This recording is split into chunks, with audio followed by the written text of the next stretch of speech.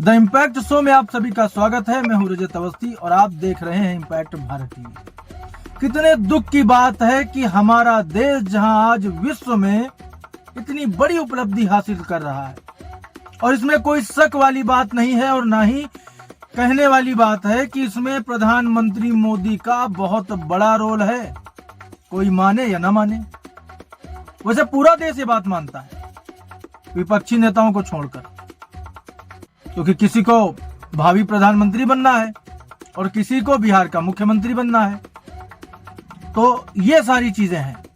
लेकिन दुख की बात यह है, जिस पर आज मैं बात करूंगा, कि हमारे देश के प्रधानमंत्री ने, जिसका जलवा पूरी दुनिया ने चीन के एससीओ समिट में देखा,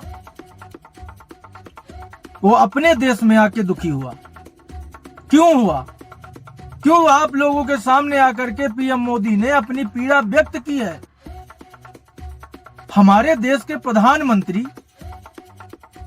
जो इस देश के लिए रात दिन खप रहे हैं, आरजेडी और कांग्रेस की जो चुनावी रैलियां चल रही हैं, वहां मंच पर से उनकी मां को गाली दी गई। आप सोच सकते हैं कितना गिरा हुआ स्तर है राजनीति का। एक प्रधानमंत्री जो हमारे देश का सब कुछ है, जो इस देश को आगे बढ़ाने में रात दिन मेहनत कर रहा है और दुनिया देख रही है उस चीज को, हमारे ही देश के तुच्छ बुद्धि वाले नेता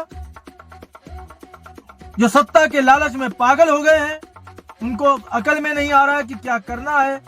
करने के लिए तो कुछ है ही नहीं उनके पास। उनके झूठे दावे, झूठे वादे, उनका झूठ इस देश की जनता पूरी तरह नकार चुकी है। वो हताश हो गए हैं, निराश हो गए हैं, तो करेंगे क्या? कुछ नहीं मिला तो मोदी को गाली दे दो। पीएम मोदी ने आप सबके बीच आकर के आज अपनी पीड़ा को रखा। उन्होंने कहा कि मेरी वो मां जिसने अपना हित त्याग कर मुझे आप सबकी सेवा के लिए समर्पित कर दिया, जिसके लिए मैंने कुछ नहीं किया लेकिन आप सबके लिए मैं कर रहा हूं। उस मां को जिसने हमेशा त्याग भरा जीवन जिया, जिसका राजनीति से कोई मतलब नहीं है, उसको गाली दी जाएगी। यहां किसी के नाना, दादी, माताश्री के इतिहास को जब खोला जाता है और इस देश के लोग जब उस पर चर्चा करते हैं, तो कांग्रेस परिवार को बड़ा बुरा लगता है कि अरे नेहरू के बारे में ऐसा कैसे कोई बोल सकता है। आप किसी की मां के बारे में ऐसा कैसे बुलवा सकते हो या बोल सकते हो? ये स्तर है आपका। बिहार की जनता माफ करेगी ऐसे लोगों को जो पीएम मोदी की मां को गाली दे रहे हैं अपने राजनीतिक मंच से? मुझे तो नहीं लगता करेगी। ये तुच्छ लोग जो अपने आप को भावी प्रधानमंत्री पेश करते हैं इस देश के सामने, उनकी मानसिकता क्या है पूरे देश ने देख लिया। पूरे देश ने देखा उनकी मानसिकता क्या है। दिमाग हिल गया है उनका, कुछ कर नहीं पा रहे हैं तो गाली देते हैं। ये एक बड़ा गंभीर विषय है और हमारे देश के लोगों को इस पर आपत्ति होनी चाहिए। यात्राएं निकालते हैं, दुनिया भर के ड्रामे करते हैं। करते क्या हैं? इस देश के सर्वोच्च पद पर बैठे व्यक्ति को, प्रधानमंत्री को गाली देते हैं, उसकी मां को गाली देते हैं। पहली बार नहीं है, लेकिन इस बार तो भाई साहब हद हो गई। राजनीतिक मंच साझा कर रहे थे राहुल गांधी, तेजस्वी यादव, उस मंच पर से प्रधानमंत्री मोदी की मां को गाली दी गई है।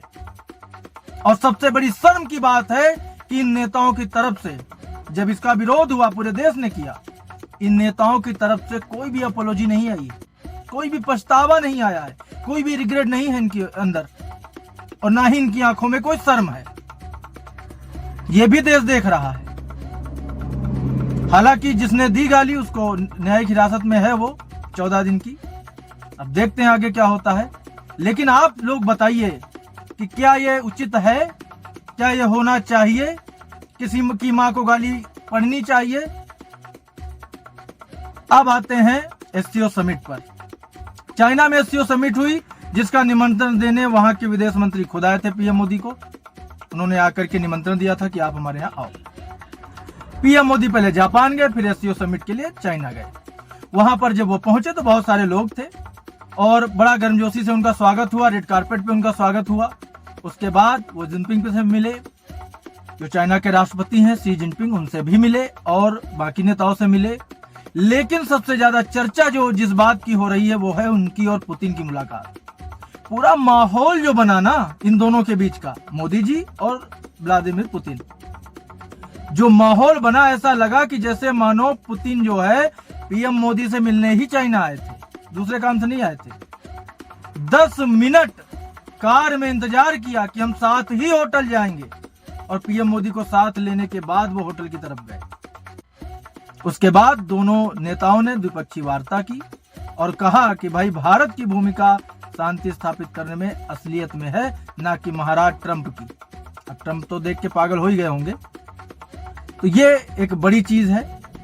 अच्छा, एक तस्वीर वायरल हुई जो आप स्क्रीन पर देख पा रहे होंगे कि शहबाज शरीफ पाकिस्तान के जो प्रधानमंत्री हैं वो खड़े हैं और मोदी जी और पुतिन जी हाथ में हाथ लेके बगल से निकल जाते हैं और वो चुपचाप देखते रह जाते हैं।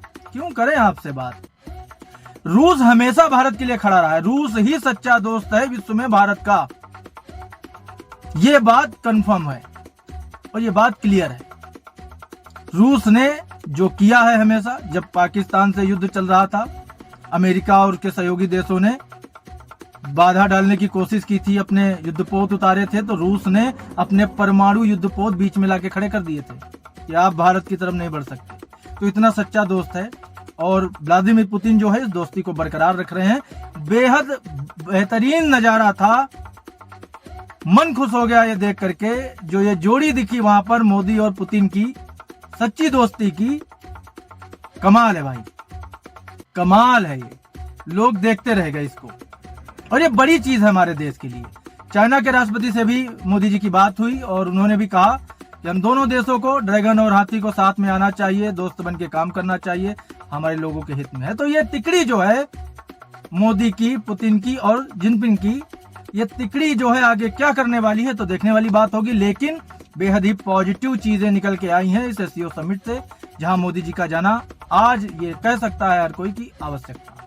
तो और बड़ी जानकारी, बड़ी खबर के साथ आपसे मैं जल्द मिलूंगा। अभी के लिए इतना ही। आप देखते रहिए इम्पैक्ट भारत टीवी।